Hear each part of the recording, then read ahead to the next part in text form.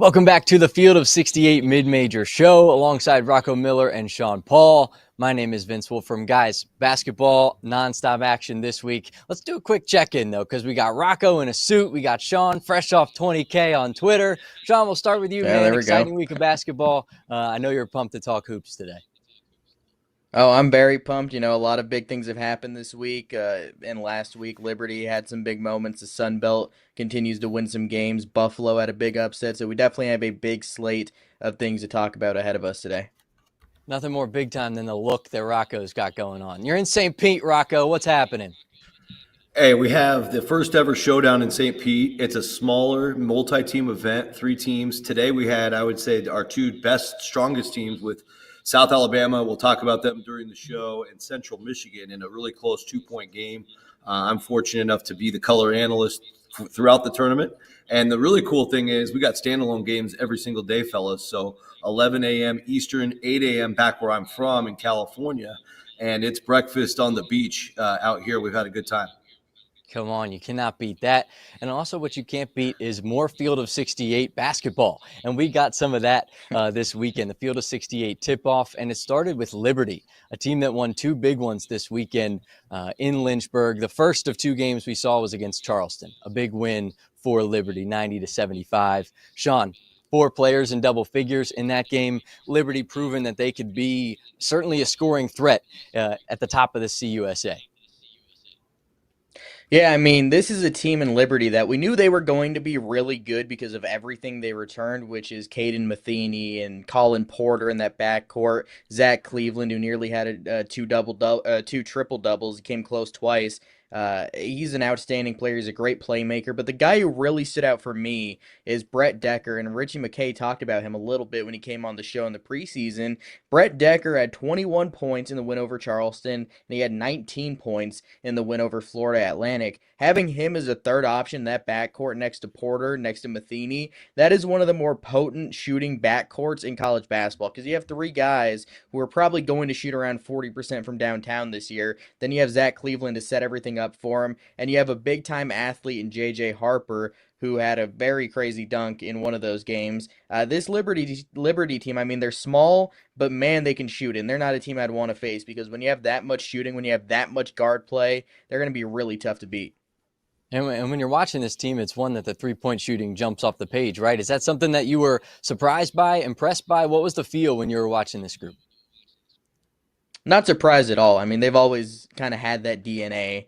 And the fact that they're able to continue it from last year, the way that Zach Cleveland gets these shooters free, I think that's a big part of it. He's essentially their point guard, and he's a 6'7" center. So he's just a really interesting positionless player, and the way he can set those shooters up is really important. Richie McKay is a great coach. They're going to drain that shot clock. They're going to play that pack line defense, but more often than not, they're going to have a cut to the basket or a 3-point shot to end their possessions, and more often than not, those 3-point shots are going to fall because that's what they do. That's their DNA, and I expect them to really use it to their advantage this year, especially in conference play.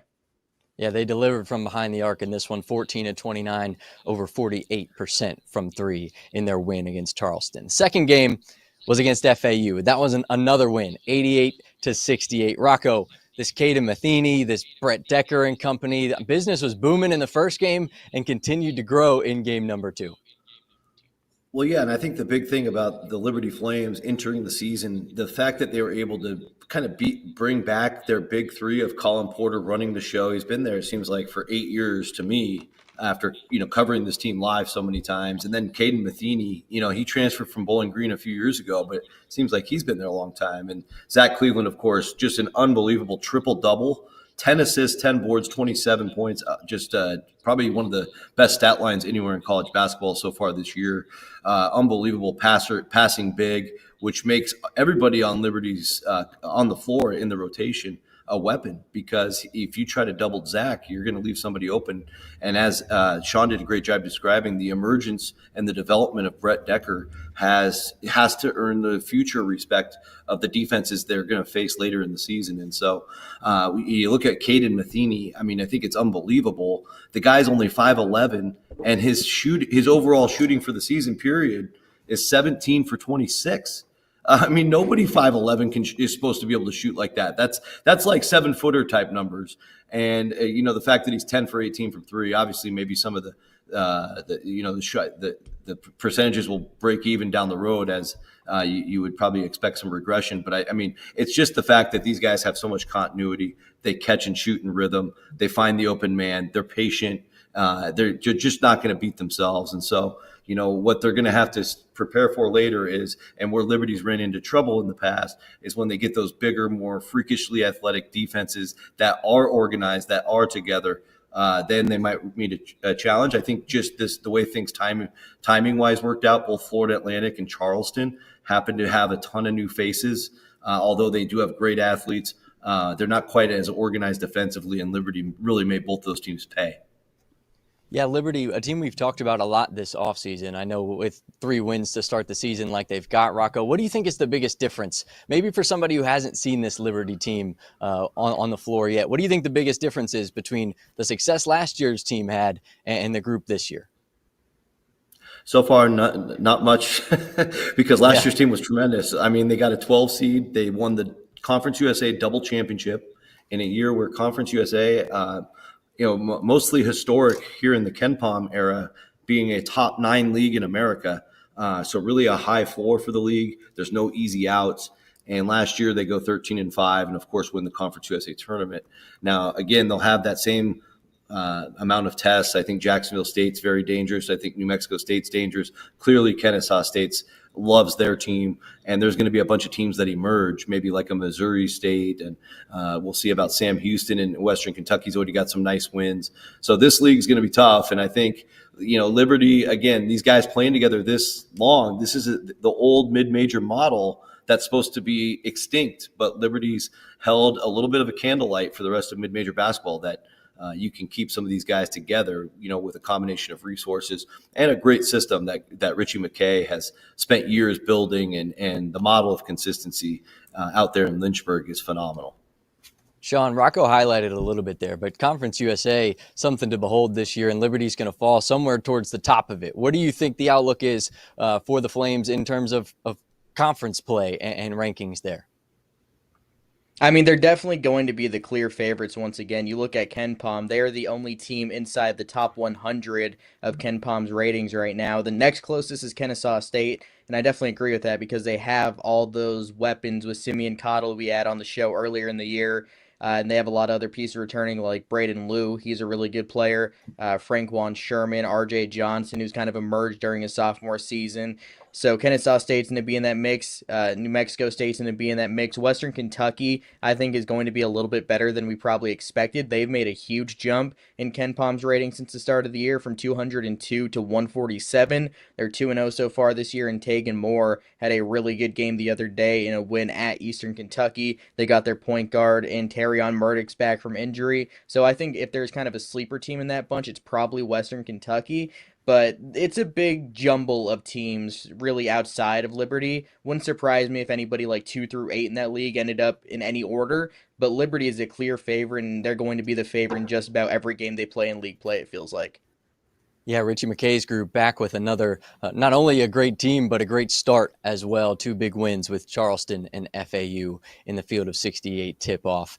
Let's head to another big mid-major game, one that went down as an instant classic. Vermont going up against Brown. This one, Brown winning by a lot early. Vermont, a not great first half. Second half, mounts a comeback, takes it to overtime, to double overtime, but it was a 40 ball from TJ Long, a guy that we're going to speak to in just a moment, that gave the Catamounts the lead. Sean, there's just a resilience to this group that was on display against Brown. First half didn't go their way, obviously, but they climbed back in the second half and end up getting the win in double OT. One, we love extra quarters being added on to the end. That's always fun. But what does this kind of win say about what Vermont is and the resiliency this group has? I mean, they're just tough. They're an older team. They're tough with TJ Long and TJ Hurley, the duo of TJs. They're both seniors. They've both been there and done that at Vermont. So they're not scared of these big moments. And they also just kind of have that comfortability of having a coach like John Becker who's won and coached in so many big games. It just feels like they're never out of a game, and it feels like they always have a chance with John Becker on the sideline. And this game was really interesting because Brown got up early, and then Vermont took the lead by double digits late in that second half, and then it went to overtime. It just was a very back and forth game, and Brown was very shorthanded in that one. Without Landon Lewis and one of their guards. So two of their better players were out. It was a tough fight from Brown for sure, but I mean, when you have a guy like TJ Long who can go for 40 with 13 boards, and then you have TJ Hurley who scores 18 points, it's going to be really tough to beat a team who has that kind of performance from their two best players. They didn't get a whole lot of offensive production besides that, but those two combining for 58 of Vermont's 89 points was really big, and just having those two healthy together, because that wasn't the case last year. TJ Long dealt with some injuries. Having them back together is going to be really big for this Vermont team moving forward. Rocco, in a game that goes to 2 overtimes, that means you've got 2 great teams facing off. And like Sean mentioned, Brown was at a little bit of in a tough spot with injuries and those sorts of things, but Dabo has 16 points. They were in this game. What did you like from Brown in this game that maybe they can improve on as the season goes on, and if they get a game like this again, they could win it? Well, I think the freshman Brady Laughlin's got a chance to be the Ivy League Freshman of the Year. He's the 6th man currently, or certainly was in this performance where he had 16 points, took really good shots, added 6 rebounds, only turned it over once. And he's a 6'5", 200-pound interchangeable positionless guy that's got a really bright future. Nice job by Mike Martin getting him into the program. But I think that helps with the depth. Obviously, you get a guy that's only 18 years old. Not to mention they have Charlie O'Sullivan and Isaiah Langham, who are also freshmen. And so when you're able to get 3 freshmen, that much experience this early in the season, that's going to bode well for January and February, because by that point in the year, they're almost not going through that freshman process anymore. And both Laughlin and O'Sullivan, for example, had incredible offensive ratings in the game. So maybe some of their defense can improve. This game certainly didn't have the greatest defense in the world, but I thought it was unfortunate overall for Brown. They had multiple chances both in the first overtime and in regulation to close the game out, but going 13 for 24 from the line is something that I think kept Mike Martin and the rest of the Brown Bears coaching staff up pretty late that night. Yeah, and we're going to talk to TJ Long in just a moment. Rocco, I want to go back to you because 40 points, an absurd night from Mr. Long himself. But, I mean, a microwave scorer, a guy that's got a beating pulse in the most needed moments for his team. I mean, he was just Mr. Go Get 'em buckets, like the whole, down the stretch, both overtimes. TJ Long just put the team on his back. And I thought the most impressive thing was the 13 rebounds. Obviously, it got to a point where Coach Becker, who's a phenomenal coach, 6-time America East Coach of the Year award. They've actually named the award after Coach Becker. You're smart enough as a coach, like, hey, this guy's got the hot hand. We're going to make sure he's got a favorable matchup and get the ball in his hands, whether it's in pick and roll, whether it's off the ball screen. And they just found a lot of different ways to make sure TJ had the ball, both TJs really, but TJ Long down the stretch. And when you have a senior, a veteran, this guy played 45 minutes out of 50. And, that's it's another sign about Vermont. Like, they're really leaning on the TJs a lot. They might need to develop some more supporting cast. But for this game, not only did he get the big stat line, but he got the win, which was the most important thing. Yeah, Mr. They're not fully healthy either, to be fair, though. They didn't have Correct. Gus Yalden in this game, and they didn't have Trey Woodyard. So they're going to have more weapons as the season goes on. Luckily, we are joined now by Mr. 40-piece himself, TJ Long from Vermont. TJ, man, you hadn't scored 30 points in a game yet. You went straight to 40. Has this night sunk in? Is this like have you ever scored this many points in a game before? Not since probably high school. Definitely not in college, but it felt good to see some go through. TJ, when you're feeling it like that, like you didn't miss a whole lot of shots, what is that feeling like? Because I've never felt that feeling. I will never feel that feeling. So I just want to know, like, share with me so I can kind of live vicariously and hear what that feels like from you. Yeah, I mean, it was a great feeling. All the credit to my teammates and stuff, getting me open up on screen, sending good screens, and kind of just looking for me there towards the end of the game. We got off to a really slow start, and the teammates at halftime just kept encouraging me, encouraging really everyone just to keep shooting, play our game. Then, once I saw a few go through, they kind of all just looked for me and put me in good spots to score. Hey, TJ, it's an absolute joy to have you on the program. Thanks for joining us. I just want to ask, because of the nature of the game, being down double digits early and kind of scrambling the rest of at least the original 40 minutes before we got into the first overtime, did you even have a second to think about how many points you had? Or was it just something maybe you realized after the game was over? Yeah, no, it was definitely something I realized towards the end of the game. A crazy game like that, just kind of get stops and find a way to get to the basket, put points on the board. Obviously I knew I had it going a little bit, but I didn't know I was anywhere near that until after the game. You started your career at Fairfield, and now you've been with Coach John Becker for 3 years. This is your third season, and of course, your first year you got the opportunity to go to March Madness and get a taste of that, and then of course last year only getting the 8 games, and now you're back because of that. But what is it about that year a couple of years ago that you're trying to rebrand? Obviously, Bryant took the bid from you guys. We've all got used to Vermont getting it every year. What's it going to take this year to kind of be that best America East team once again? Yeah, just be the Vermont teams that Coach Becker's had in the past. The tough defensive minded rebounding teams. That can win the high scoring games and can also win in the 50s. I think that's big. I think we got a lot of new guys, a lot of young guys, and we're figuring out as we go. So this is a really good step in the right direction. No one really showed any quit. We all kind of stuck together, and we got the win. So I think it's a really good step for us to get there in March. TJ, so obviously you have the duo of TJs with you and TJ Hurley. Who's going to be that third option for you guys? Because you two are going to get buckets. You have a lot of supporting cast members, but if there could be a third person, make it a trio, who's gonna be that player? Yeah, I mean, I think we got a bunch of guys that can kind of fill that from game to game, which I think makes this team so special. We got Ben Johnson, transfer from Bellarmine. He's great, spaced the floor. He's been great for us. And then a lot of other guys. If I'm not having a good night, we have 2 or 3 other guys who can go get 20, 30 points. So I think that's what makes our team so great. And no one really cares who gets the credit or the points. Really, everyone's on the same page, just trying to get the win at the end of the day.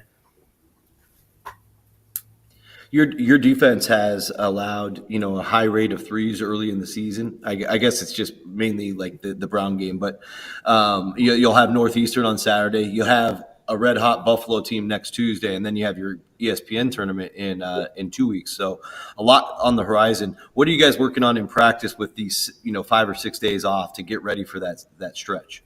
Yeah, I mean, like you said, it's been a lot of defense. New coverages. Just getting guys used to all the different signals and terminology really coming from other places. So really just trying to get everyone on the same page is probably the main thing.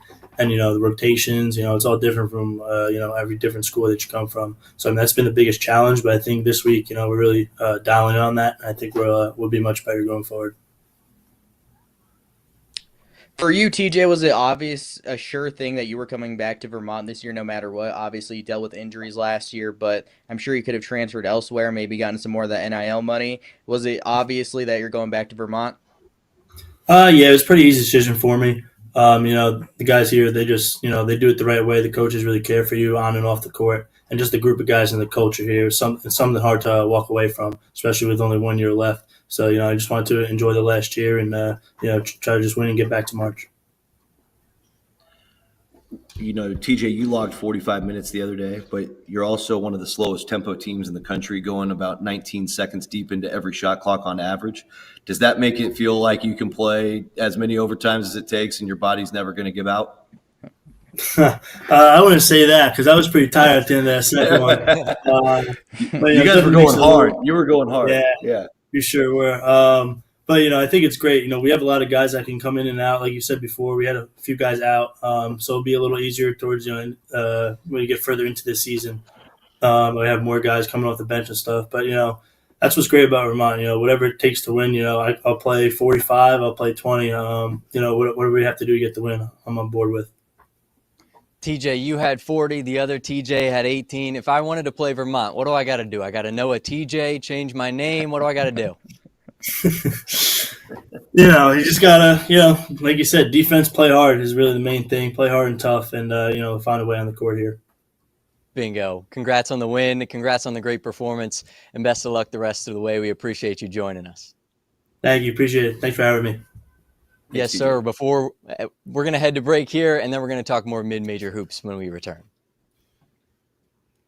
If you're not a member of the Field of 68's On3 community, make sure to go check us out. Get access to all of Jeff Goodman and Rob Doster's written content, including coaching carousel breakdowns, info on who is and isn't entering the transfer portal, insider recruiting information from none other than Joe Tipton, X's and O's analysis of all the teams in college basketball, and access to our message board community. A 7-day trial costs you $1. The Field of 68 on 3. Get the scoop. As you know by now, we have teamed up with BetMGM again this season. We'll be using BetMGM lines to make all of our picks, and we will have special offers for Field of 68 fans, including same-game parlays, best-in-class live betting, and daily odds boost. If you haven't signed up for BetMGM yet, use bonus code FIELD to get up to a $1,500 first bet offer on your first wager with BetMGM. Here's how it works. You download the BetMGM app, you sign up using bonus code FIELD, you deposit at least $10 and place your first wager on any game, and you receive up to $1,500 in bonus bets if your bet loses. Just make sure you use that bonus code FIELD when you sign up. Make this college basketball season one for the history books. Make it legendary. And don't forget, if you haven't signed up for BetMGM yet, use bonus code FIELD and get your $1,500 first bet offer today.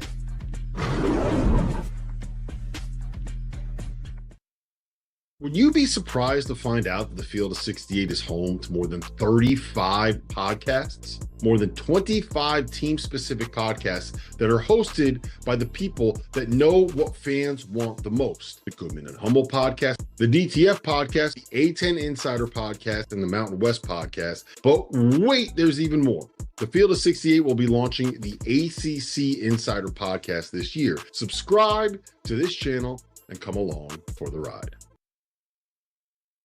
Welcome back to the Field of 68 mid-major show. Let's keep the ball talk going. We covered the Field of 68 opening tip.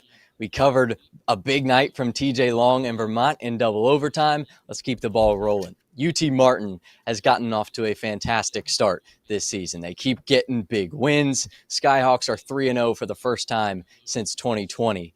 Big road win to start the season at UNLV, 86-81. And then another tough road win last night against Bradley, 78-67. Sean, let's start with you, man. This team, they were projected 328th best in America by KenPom. They were projected 8th in the OVC preseason poll. And in these first 3 wins, they've shown so many flashes of being a very, very strong team. What are your thoughts on the Skyhawks after these first 3 wins?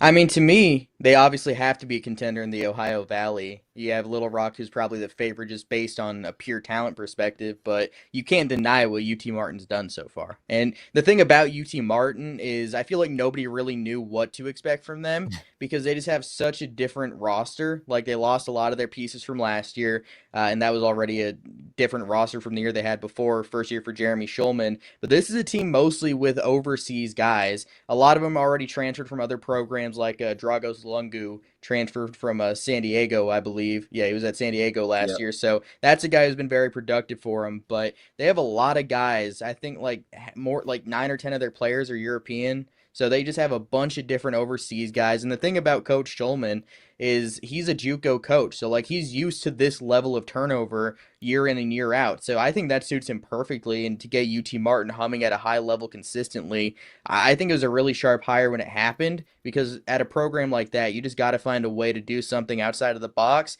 They went a little bit outside of the box, and I think it's worked so far in this era. He's going to be able to retool year in and year out. You're going to lose some pieces of the portal, but him and his staff clearly have a sharp idea of what they need to do to bring in talent to UT Martin to make them competitive, because that was a big-time win yesterday. That's a Bradley team that was top 10 in our preseason poll, and they went there and they beat them in a really tough environment. Yeah, Rocco, a roster full of overseas players, 11 guys, 11 countries represented on this roster. I would say they're like America's underdog team, but with that many international guys, what are they, the global underdog? They're the global team? Yeah, I mean, 13 international players, unbelievable. Last year they had 12. They won up themselves from last year.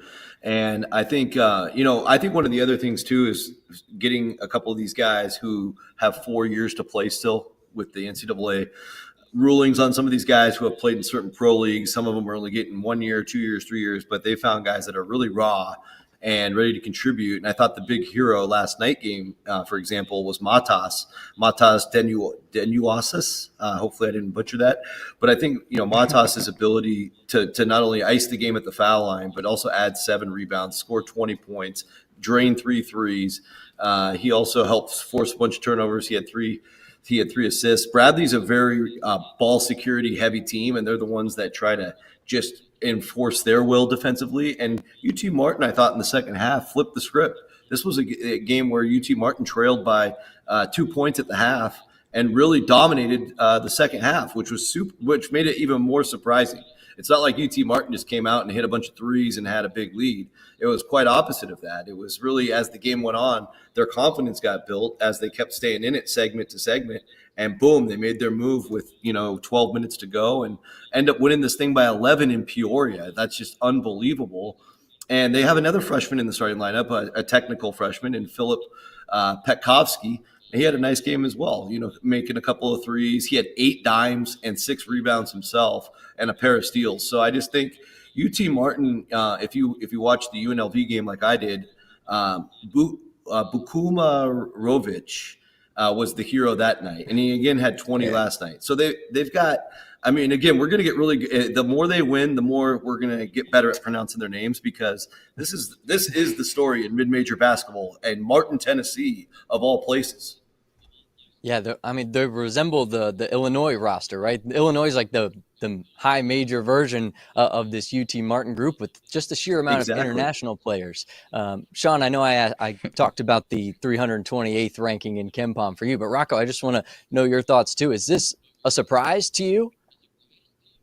Absolutely. I think they were picked 8th in the Ohio Valley. To put that into context, the Ohio Valley the last couple of years has been one of the bottom 3 leagues out of 31, 32 leagues in America. So you're not even just talking about a typical 8th place team. This is 8th place from one of the bottom leagues. And like Sean said, they've clearly established themselves right out of the gates as an OVC contender now. I don't think anybody would ever rank them 8th again if they had to redo the poll. But it just goes to show how many unknowns they had and how creative they've been in assembling this roster. Coach Sele is from Senegal, and they have some connections from both the Africa side and the Eastern European side. And I thought they also did a great job in replacing their defensive coordinator this year, bringing in Drew Kelly, who's had a lot of success in the past. He was stuck at a tough job at Northern Illinois, now gets to reinvent himself with all these new faces.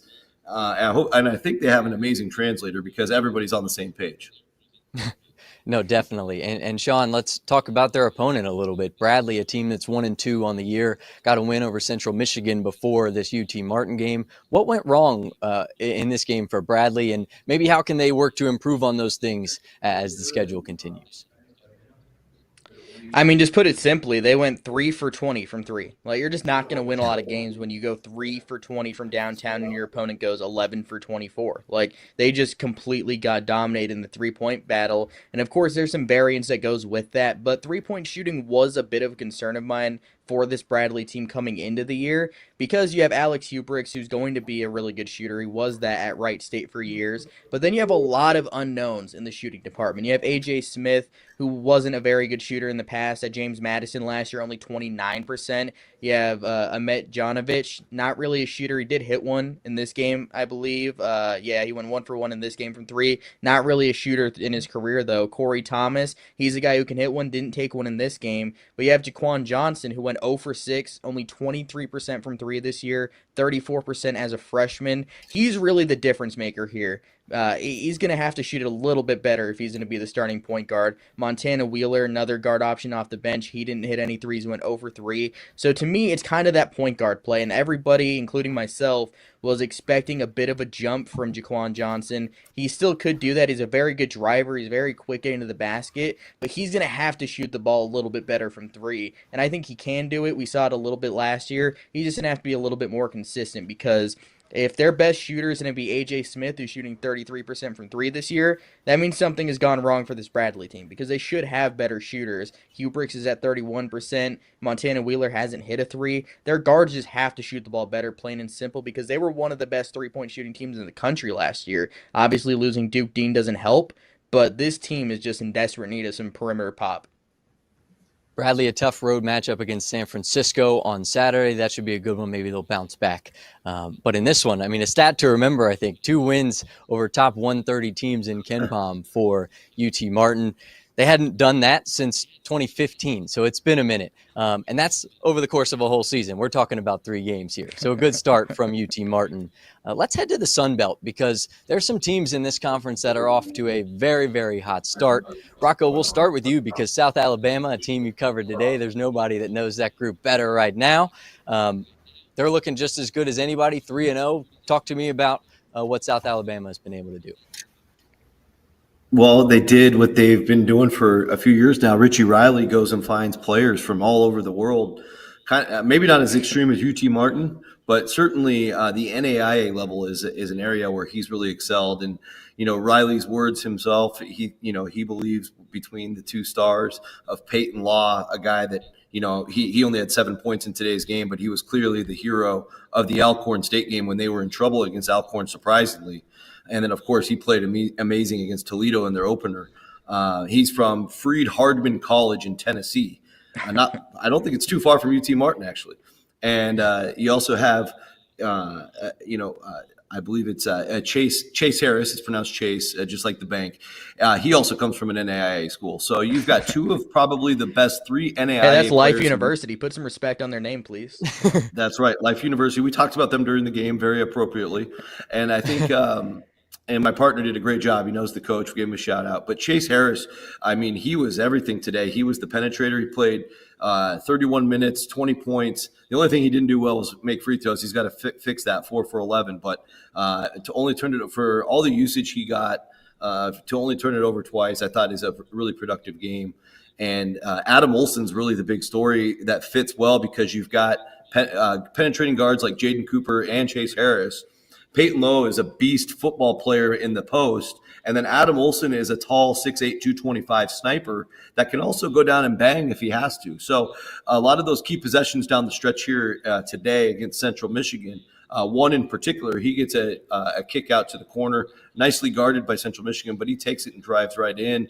And all the attention that Peyton Law takes from the interior defense gives Olson a matchup advantage. So I think not only does Richie Riley find guys from all over the levels of college basketball. Adam Olson, by the way, from the University of British Columbia in Surrey, a Surrey native of BC, not far from where I grew up in Seattle. And I think he didn't even know where Mobile, Alabama was about a year ago. So it's impressive because he's able to find the right fits for these guys. Get a couple dribble drive guys that are really athletic and can really play that zone effectively defensively. You get a sniper shooter like Olson that can make the defense pay if the defense decides to collapse on the downhill drivers playing P&R ball. And then you've got the absolute enforcer in the middle with Peyton Law. And plus Stephen Williams behind him had the dunk of the day with a little bit of ascended in Jerome. So I thought just the way South Alabama assembled this roster and how the pieces fit, getting to see that firsthand, very impressive. And I will not be surprised if they're back near the top, if not at the top, of the Sun Belt standings where they won the league last year. Sean, just how impressive of a skill set does Adam Olson possess? Because we've seen him score, like Rocco mentioned, 20-plus points in a couple of games this season. Being 6'8", 225 pounds long, can really shoot it. What advantage does that give this South Alabama group going forward? I mean, he's a big-time piece for them because he is the shooter for this team. We saw it in this game, 4 for 11 from 3. And he made some really big ones, too. He made some really timely threes, 5 for 5 from the foul line also. And in a night where South Alabama went, or in the morning when South Alabama went 15 for 23 from the foul line and 5 for 20 from 3, Adam Olson pretty much carried their shooting in this game. I mean, by all accounts, going 5 for 20 from 3, missing 8 free throws, that's probably not going to lead to a ton of wins. But the way South Alabama plays, that tough zone that they play, it really forces possessions to be a slog for the opponent. It really kills the clock. I mean, it made things really difficult for Central Michigan at times, and they benefited a lot from Logan McIntyre and Jackson Whitaker hitting some timely threes because there was some of those possessions, especially in that second half, where it felt like it was going nowhere, and then those two just went bombs away and started drilling shots. So South Alabama is going to be really tough to defend. They're not going to blow out a ton of teams, but they're going to win a lot of games because of that defense they play, and Adam Olson's really good. But to me, kind of Rocco touched on it a little bit, having that dribble drive guard. This year it's Chase Harris, but you just look at like the last 4 years. Last year it was Miles Corey. It was Isaiah Gaither the year before that. It was Isaiah Moore the year before that. Like these, I believe they were all NAIA guys, and they or at least non-D1 guys. I know a couple were NAIA guys.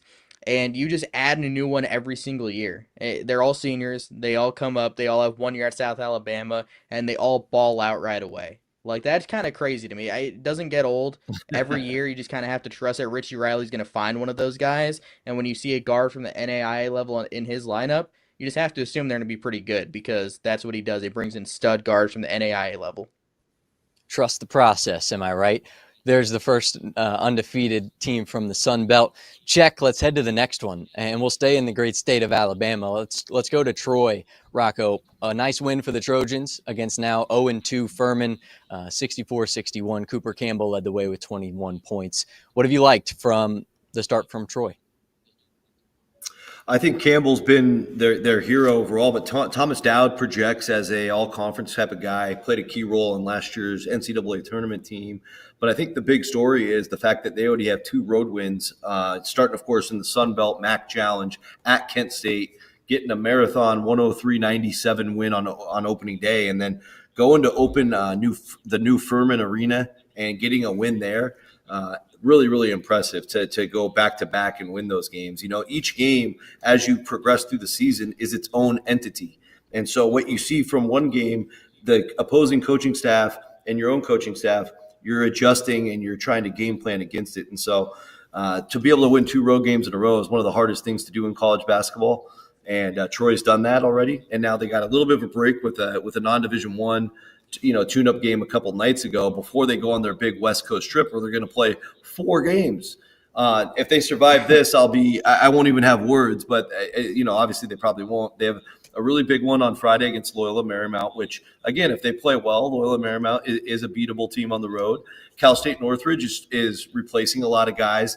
They could actually win both games this weekend on Friday and Sunday. And then I think it gets really real Tuesday, Thursday, having to play the Aztecs and USC. But I think the point of the story here is Scott Cross is an unbelievable coach, disciplinarian defensively. They've already got a top 100 defense rolling for the Trojans very early on. And now they just got their rebounding's really struggled, and I think they'll get bludgeoned in like a USC type matchup. But I think they've taken care of the ball and given themselves a chance to win. And at the end, they found ways to win. And that's a really good sign for a bunch of new pieces to the Trojan puzzle. Second notable Sun Belt team undefeated? Check. Let's go to the third. Sean, Marshall. They're 2 of their 3 wins have been on the road. And Rocco just talked about how difficult that can be. This Marshall team off to a hot start. Yeah, it's been a really good season for them, and honestly, I wasn't sure what to expect from them after losing Dezane Mingo and Obina Anichila-Killen. Like, last year's team was a really experienced one. They had 4 seniors, and Dezane Mingo was a junior and ended up transferring. So it was going to be an interesting year for Marshall. They were better than I thought they would be last year. They won 20 games, won 12 in league play, won a game in the conference tournament.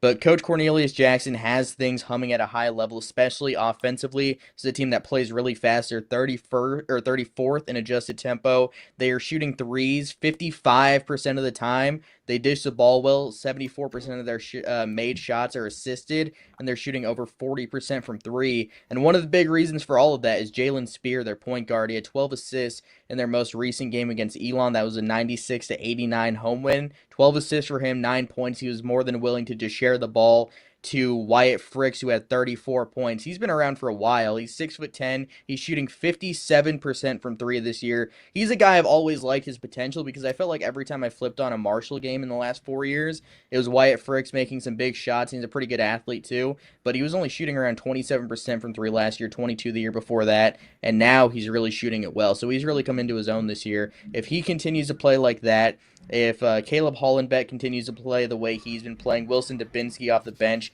who can also shoot it, and then they have a 7'4" big man in Matthew Van Komen, who has been around forever, formerly of Utah and St. Mary's and Elon. He's been around, but having him down low as a rim protector is a really big boost for this Marshall team. They have a lot of size. They have shooting. I like them. I mean, I don't think they'll win the Sun Belt necessarily. I think there's a lot of other teams that mix too, but they're going to have a say in whatever happens for sure.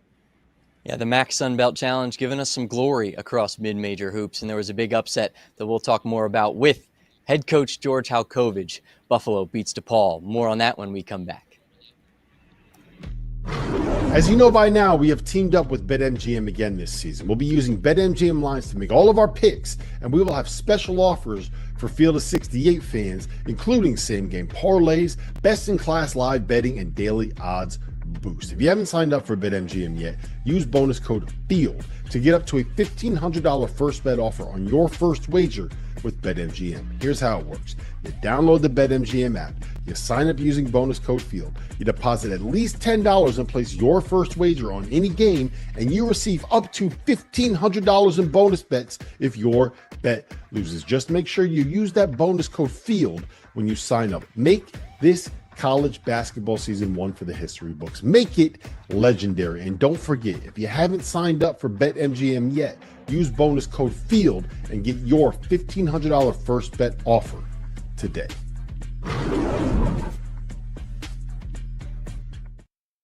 Are you trying to follow everything happening in college basketball? It can be overwhelming. That's where the Field of 68 Daily comes into play. The Daily is your go-to source for recruiting news, game analysis, portal updates, and much, much more. For just $50 a year, you get access to the same information that your favorite coaching staff is subscribed to. Quality content can be hard to find in the college basketball space. The Daily is here to help. Make sure you subscribe today.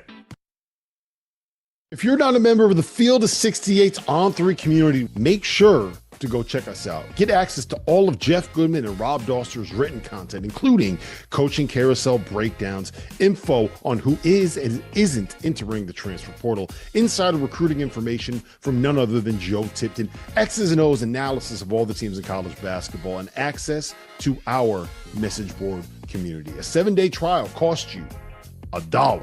The Field of 68 on 3. Get the scoop. Welcome back to the Field of 68 Mid-Major Show. Just in case you missed it, DePaul fell to Buffalo 66-53 in Chicago, and we're welcoming in now the head coach of the Buffalo team, George Halkovich. Coach, first off, congrats on the great win. You guys leading for north of 36 minutes in this game. The offense was fabulous. The defense was pure lockdown. What was the emphasis going into this one against a high major team in DePaul on the road? Yeah, thanks, guys. Great to be here. Really appreciate it. No, I think our emphasis was like it was our next game. You know, we knew we played Syracuse, you know, in an exhibition, so we went up against a big boy team and a high major opponent where we knew like the physicality and the feel of that. Going into DePaul, I think that really prepared us, you know, to understand the level of high major athleticism you're going to go up against. And we knew we had to just come in and battle defensively. And if we made open shots, that was our best chance. And, you know, for us, I thought we set a tone defensively to start that game.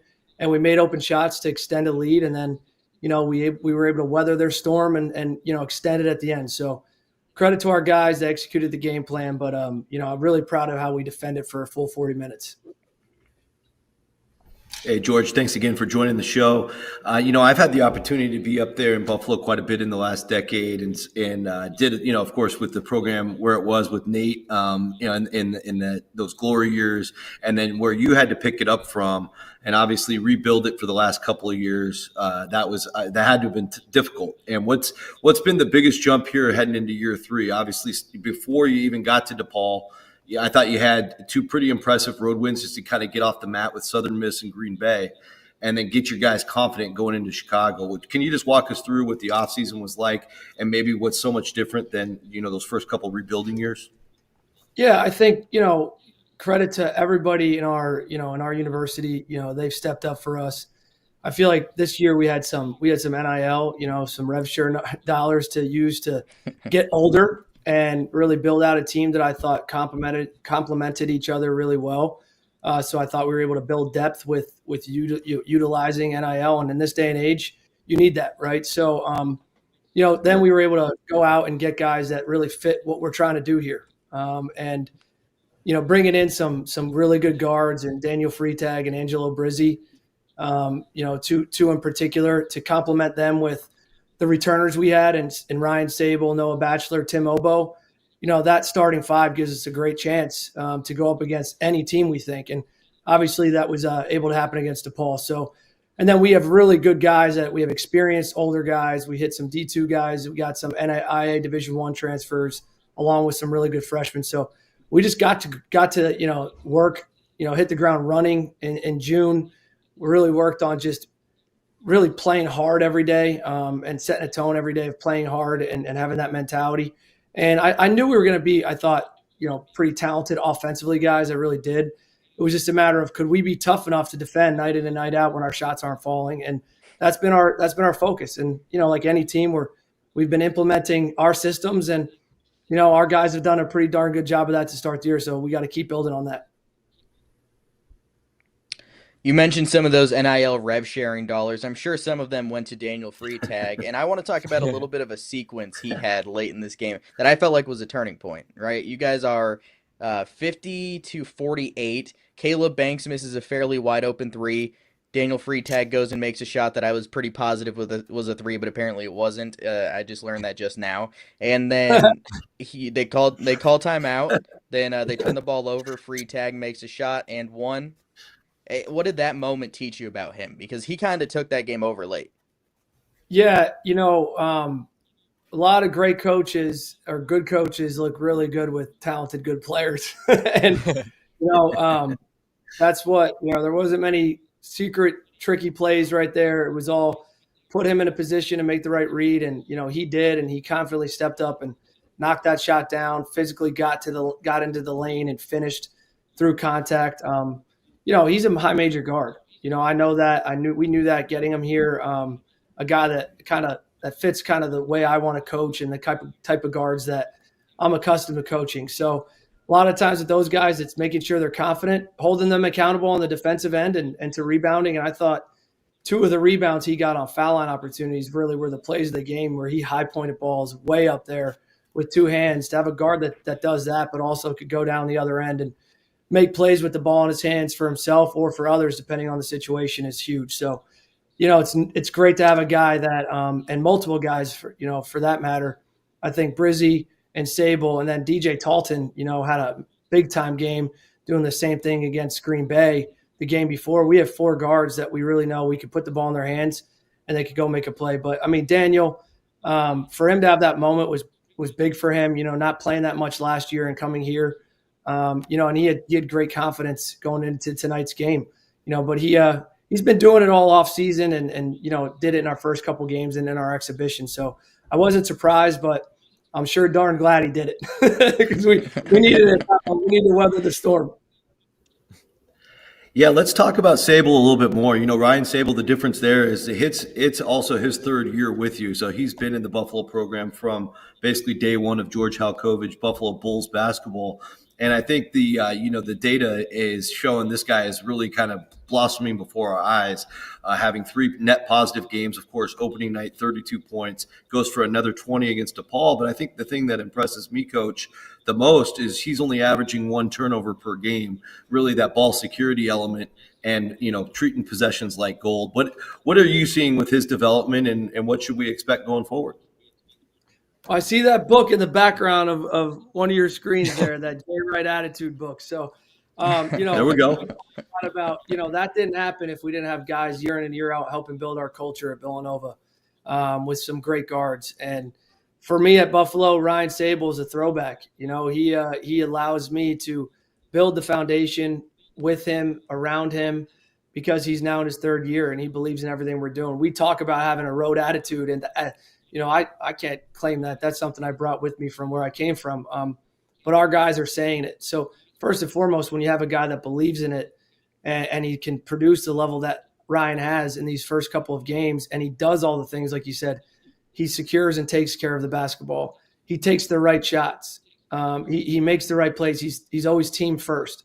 When you have a guy like that, yeah, he could go off and go for 15 or whatever he had in the first half the other night, or 32 in game one. But he also doesn't need to score for us to win. And he's just as happy when DJ Talton and Daniel Freitag go for 20 in our last game previously to DePaul. Just a guy like that, maturity-wise, secure. He's not learning anything for the first time with us. You can't put a price tag or a number on how valuable that is.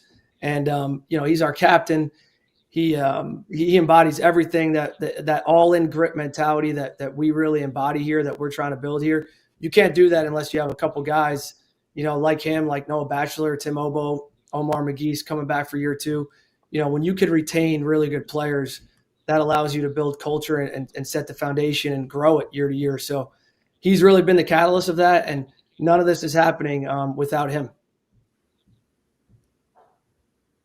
Do you have any good Jay Wright stories as our last question here? I mean, one really good Jay Wright story. I have to ask. We got to get one really good one.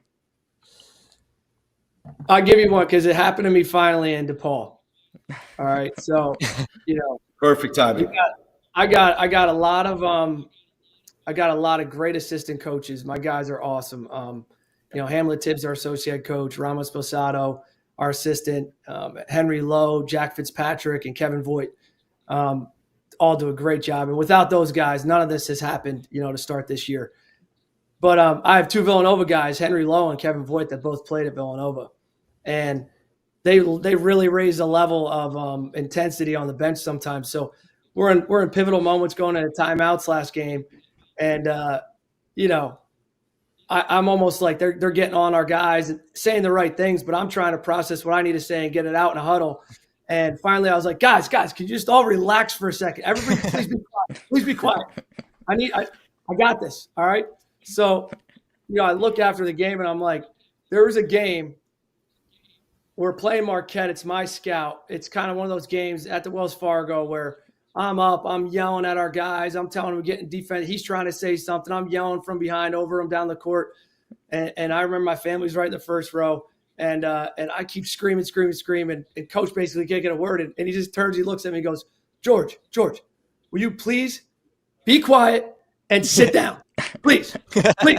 Right? And I just turned, looked, put my tail between my legs and put my head down. I was like, you got my fault, coach. Attitude. So, hey, full circle moment. There you go. It's your turn now. Moment, man, I could go on and on. The best mentor you could ever have, family first, a guy that just will do anything for all of his guys. And, I'm not where I'm at today without Coach Wright. And I'm just so thankful and blessed to have him in my life still. So, yeah, that's my Jay Wright story. But there's a couple other ones, but that would have to be a whole other interview. And mind you, Jay Wright never lost to DePaul, so it sounds like the apple doesn't fall too far from the tree. Hey, we have great respect for them. I mean, Coach Holtman's a great coach, and they're going to be good. They're going to be good. Like every team, you're trying to figure it out this time of year.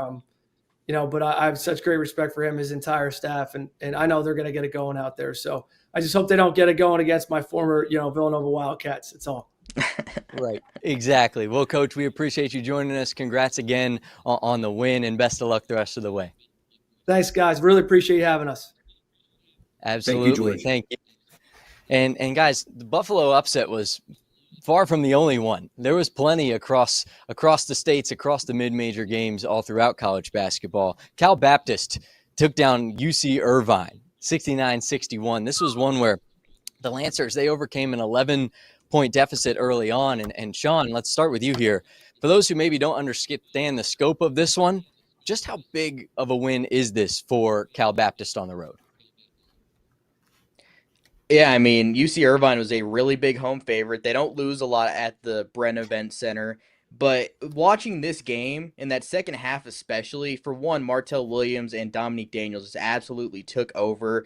Jonathan Grimman was also really important on the glass for them. He had 10 rebounds, he had a double-double. But I haven't felt this often watching UC Irvine throughout the years, but I felt like they really got out-toughed in this game.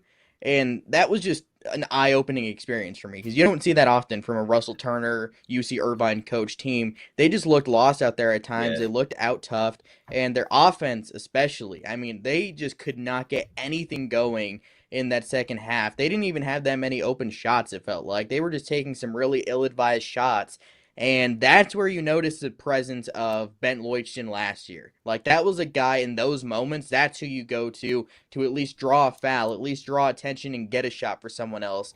Right now, they don't have that guy. They have Jurian Dixon, who had 16, Jovan Jester had 16. Darren Saran had a really tough game, 2 for 11 from the field. But it doesn't feel like they have that security blanket to go to in those tough moments yet, and that was really noticeable in this game. They're going to probably get it going because Russ Turner is such a good coach, and they do have a lot of talent, but they need to find who that guy is because they're having a bit of an identity crisis right now. That's what I noticed in this game. Yeah, UC Irvine didn't score for almost 8 minutes. Watching Cal Baptist go on an 18-0 like run. Yeah, to take a 59-40 lead with just over 5 minutes to go. Rocco, were you surprised by this, I guess, call it a lapse from UC Irvine in this game? For the most part, yeah. Like Sean said, I think coming into the game, besides the two losses late last year at home because they had such a great league with UC San Diego being at large level good, and CSUN was a top 100 team. They got beat by both those teams at home, but I think besides that, they've won 20 something in a row. So it's really unusual for a team, especially non-conference, to come in there and get a win.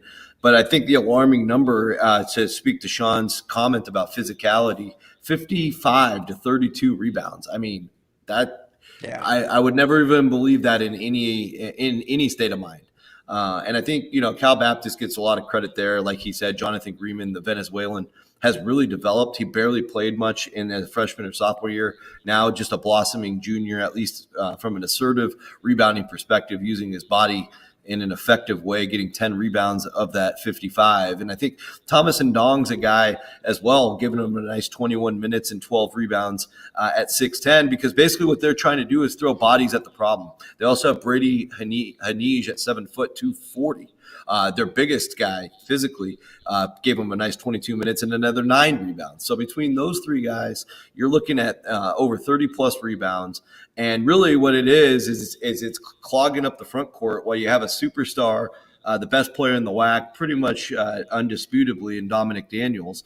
And then Martell Williams at 6'3" is out there at the 2-3 position, interchangeable there and making plays. So I like the mix, and that's where the Lancers are really thriving so far this season. Is you can set screens away from the ball, you can clog the paint, you can do one and done rebounding, while your star guards can go make plays with them. At least two established playmakers in Daniels and Williams. So it's a great early formula. It's a great early sign. And the WAC, as you know, Vince, just 7 teams this year, right? So Cal Baptist really taking the flag early for the league as the team to beat.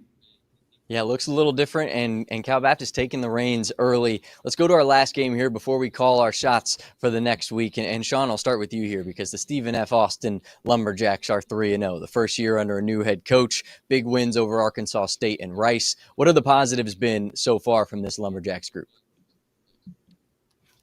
Yeah, I mean, Matt Brower has done a really good job so far. They beat a pair of teams inside the top 175 of KenPom. That is Rice on the road, 81-69, that game that we're referencing now. And then they beat an Arkansas State team who went on the road to beat Missouri State the other day. Chandler Jackson had a huge game in that one. So it's been a really impressive performance from Stephen F. Austin under Coach Brower in his first season. And one of the big keys was retaining Keon Thompson, who's been fantastic so far this year. 26.7 assists against Arkansas State in that blowout win. And in the game against Rice, Keon Thompson, 27 points. Like, he has been an absolute stud for them, and that's a guy who started his career at UMass. So that's a guy who started his career at the A-10 level, goes down a little bit to play for Stephen F. Austin, had an up-and-down year last year, dealt with some injuries, but now he looks like he's going to be an absolute stud. And this Stephen F. Austin team is going to be a little bit different than what we're accustomed to because we're so used to them playing such an ugly style where they're going to turn the ball over a ton. They're going to force a lot of turnovers. There's going to be a lot of loose balls. They're only forcing turnovers at a 15% clip so far this year, but they're holding teams to 37% shooting from inside the arc. So it's been a little bit different, but it's worked really well so far, and you have to feel good about where this program's heading under Coach Brower. Stephen F. Austin, a big matchup with Abilene Christian up next. Rocco, who do you got in that one? What can we look forward to? Well, SFA playing at home, Vince, you have to go with SFA. We haven't seen really much of a flaw yet in the in the armor of the Lumberjacks, and I think Matt Brower, as Sean alluded to, just done a tremendous job getting this defense dialed in. From the 2-point defense, I mean they forced 29 Rice misses inside the arc. I mean they only made 14 shots. They missed 29 inside the arc. So Stephen F. Austin effectively using their basically like a no middle defensive technique to create bad looks even within the the inside of the arc situation. And you look at the Abilene Christian game; it's a home game. They've got to get that win. And Abilene Christian brings back a lot of guys, so it's a battle of 3-0 teams, a game to keep your eye on. But I do think Stephen F. Austin, talent wise, has really taken a giant step forward with Brower as the head coach and bringing in enough talent with his Texas Tech connections and a star in Keon Thompson. I love it. Let's finish this show with the exclamation point that we usually do. I'll start off with my shot, and then we'll go Sean, and then we'll go Rocco to bring it home. I'm going to start with a big one. And we've been high on Illinois State all preseason. Chase Walker he was our preseason player of the year. They're number 5 in our last mid-major rankings, and they're going to go to Los Angeles, to La La Land later next week. And they're going to face a USC team that I think is tough. But I am going with Illinois State. They call it the city of flowers and sunshine. They're going to bring the rain. I'm going Illinois State in an upset victory, a huge one in LA. Yeah, I like it. I can see it. Come on. Oh, I'm calling my Sean, shot next. game- Okay, I'm going with. Yep, you're calling your shot, mister. Let's go. I'm going with Oakland over UCF. UCF, I'm not super in on them, bottom of the Big 12 team. Oakland's always tough in non-conference games. We saw it against Purdue, that zone they play. Obviously, they didn't have a great game against Houston, but they have a lot of interior options. They're going to force some real tough shots in that zone. And UCF, I don't buy their shooting, so I'm going to go with Oakland here. I like it. Rocco.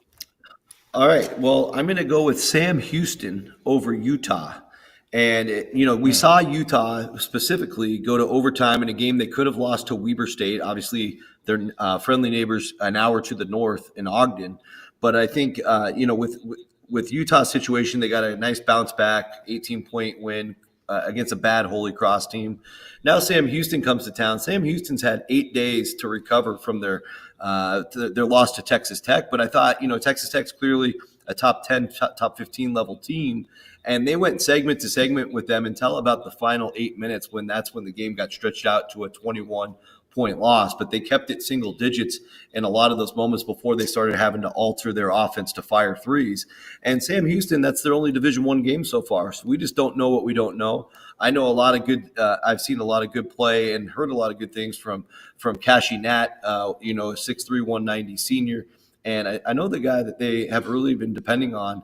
And we talked to him, we had him on Media Day, or I saw him at Media Day with Damon Nicholas back in the fold. Po' Boy King's a guy who can play. This is an old Sam Houston team. And we all know that Chris Mudge, he's been around there forever. He was the right-hand man for Jason Hooten for over a decade. He's had the job for a couple of years now. And Utah, with Alex Jensen and everything new there's a real opportunity to go get this win. I'm going to go with the Bearcats to get it done. Potentially some big upsets on the horizon here from the Field of 68 mid-major show. We called our shots, and we cannot wait to see how those games end up. Fellas, this has been fun. Another week of mid-major basketball in the books. Look forward to next week because we'll be back talking more mid-major hoops. Then, alongside Rocco Miller and Sean Paul, my name is Vince Wolfram. This has been the Field of 68 mid-major show.